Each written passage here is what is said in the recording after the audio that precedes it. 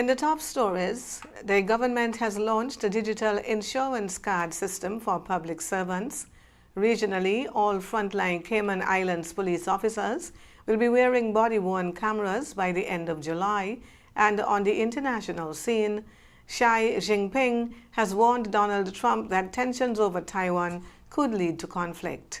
Hello and welcome to the ZIZ Midday Major Newscast. Today is Thursday, the 14th day of May, and I am Jasmine Thomas. First on the local scene, the government of St. Christopher and Nevis has launched a new digital insurance card system designed to give public servants faster and easier access to medical coverage. The initiative, a partnership between the government and the National Caribbean Insurance, will allow more than 8,000 public servants to access real-time medical claims processing without paying full costs upfront or filing reimbursement forms. Under the new system, government workers will have access to lifetime medical coverage of up to $1 million Eastern Caribbean dollars, with retirees, pensioners, and dependents also benefiting from the expanded coverage. Prime Minister and Minister of Health, the Honorable Dr. Terence Drew, said the initiative forms part of the government's wider effort to make healthcare more affordable and accessible. We believe that healthcare is a human right, that healthcare should not be a privilege of the few and well-endowed, but it should be a human right.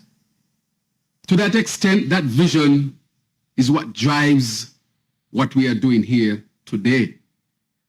How can we make healthcare accessible and affordable for our people here in St. Kitts and Nevis? Dr. Drew said the digital card represents a major shift in how medical insurance services are accessed and administered. That means that you will be able to have your card and go into a doctor's office, and then you would only have to pay your small percentage copay, and then you will take your card and the doctor would take it from you, or the office attendant or whoever, and they will swipe it. And just so happen that the card might make a particular sound. But that means that your payment would have been completed. No longer do you have to collect a form and fill it out.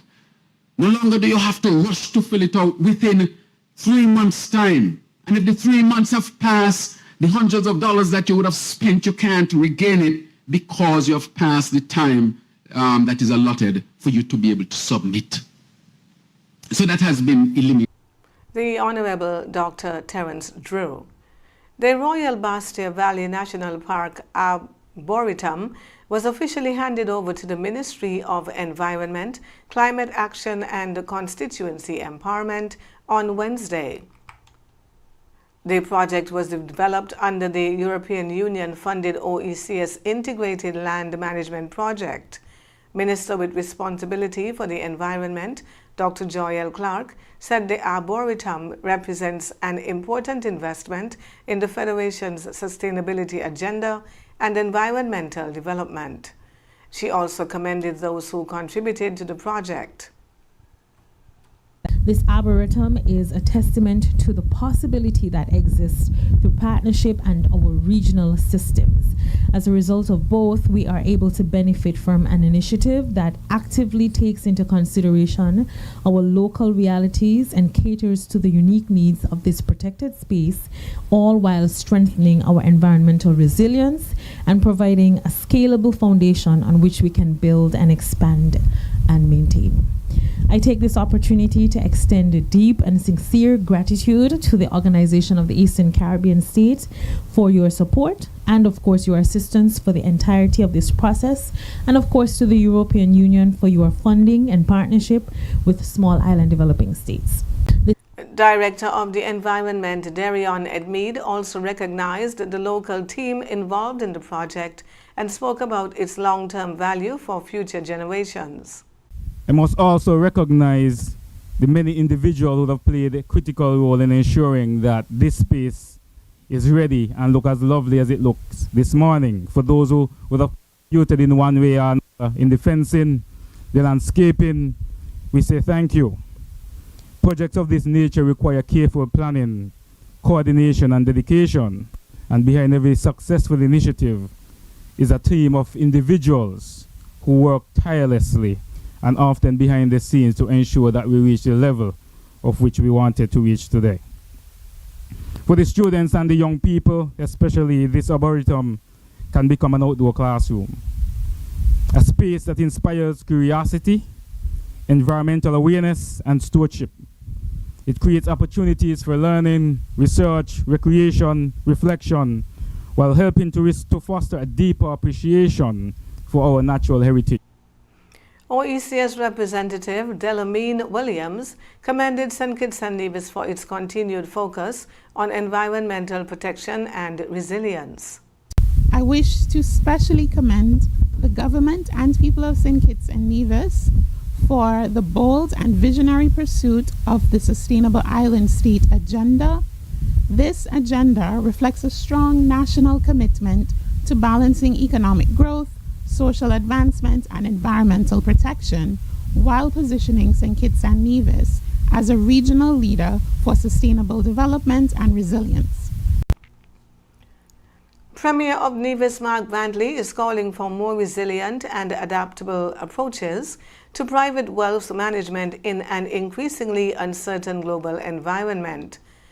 Brantley made the comments this week during the STEP Caribbean Conference in St. Lucia, which brought together regional and international financial services professionals under the theme Legacy in Transition, Governance, Technology, and Next Generation Wealth. During his presentation on navigating private wealth in a volatile world, Brantley raised the impact of global economic uncertainty, regulatory changes, technological advancements, and geopolitical tensions. He said modern wealth management must go beyond financial returns and also focus on protecting families, preserving legacies, and maintaining long-term stability. Premier Brantley also highlighted the role of the Society of Trust and Estate Practitioners, known as STEP, in helping professionals respond to evolving financial challenges through training and professional development. He further emphasized the importance of good governance, resilience, and strong family values in preserving generational wealth.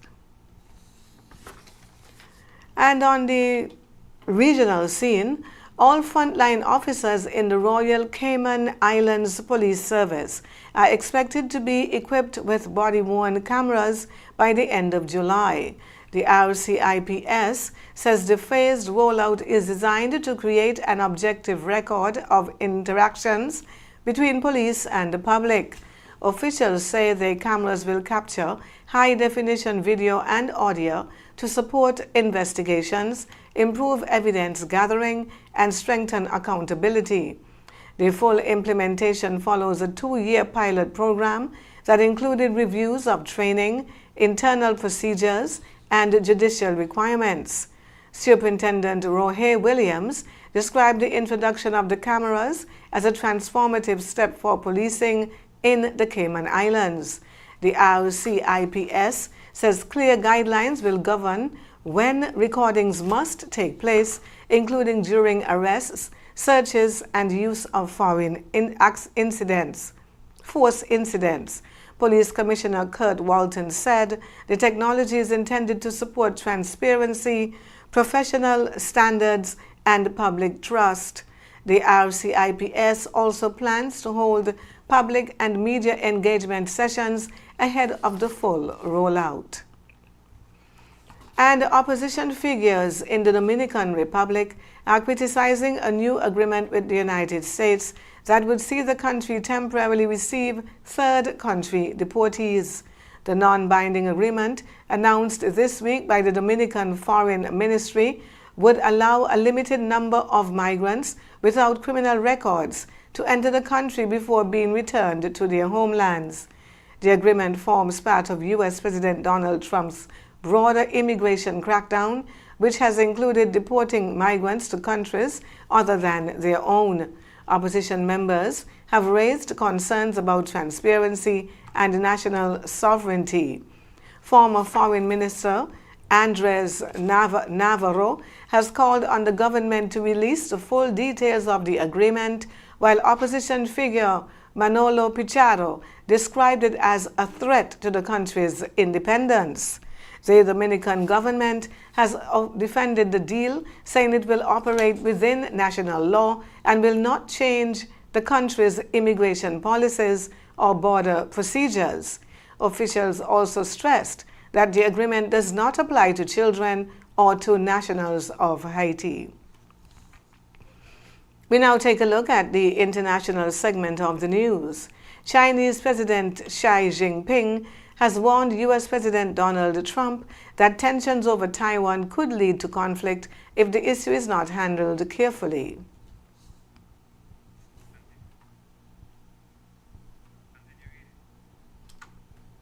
The warning came during a high-profile meeting between the two leaders in Beijing as Trump continues a three-day visit to China.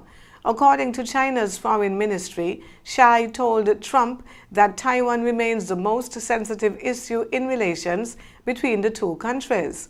The closed-door talks also covered issues including trade disputes, the war in Iran, and Washington's relationship with Taiwan, which China claims as its territory. Despite the sharp warning, Trump continued to speak positively about Xi Jinping during the visit. This summit included an elaborate welcome ceremony at the Great Hall of the People, featuring military honors, school children, and national performances. Analysts say the meeting highlighted continued tensions between the world's two largest economies, despite efforts to maintain diplomatic engagement. And severe storms across northern India have left at least 96 people dead and dozens more injured. Officials say dust storms, heavy rain, and lightning swept through several districts in Uttar Pradesh late Wednesday, causing widespread damage. Many of the deaths were linked to falling trees, collapsing structures, and lightning strikes. Emergency crews have been deployed to clear roads and railway tracks blocked by downed trees and debris. Authorities say homes, crops, and the power infrastructure were also damaged, particularly in rural communities. Residents in the Prayagraj district described scenes of panic as strong winds swept through communities and the sky quickly darkened. Uttar Pradesh Chief Minister Yogi ordered relief operations to be completed within 24 hours and directed officials to provide emergency assistance to affected families. We now take a look at the weather. Partly cloudy conditions are expected across St. Kitts and Nevis today, with a greater chance of showers developing overnight. Today's high temperature will reach 32 degrees Celsius or 90 degrees Fahrenheit, while the overnight low is expected to fall to 22 degrees Celsius or 72 degrees Fahrenheit. Forecasters say relatively stable conditions associated with a ridge of high pressure will continue to limit shower activity during the day. However, by tonight, pockets of low-level moisture moving across the area could increase the chances of brief passing showers. Today will be partly sunny in general, with a 20% or slight chance of a brief shower. Tonight will be fair to partly cloudy, with brief cloudy spells and a 60% or moderate chance of brief passing overnight showers. Winds will be from the east-southeast at 11 to 30 kilometers per hour or 7 to 18 miles per hour. Seas will range between 1.2 and 1.8 meters or 4 to 6 feet. Sunset this evening will be at approximately 25 minutes before 7, with sunrise tomorrow morning at about 20 minutes before 6. And that brings us to the end of the Midday Major Newscast. Join us this evening for these stories and more. Thank you for tuning in. I am Jasmine Thomas. God bless you.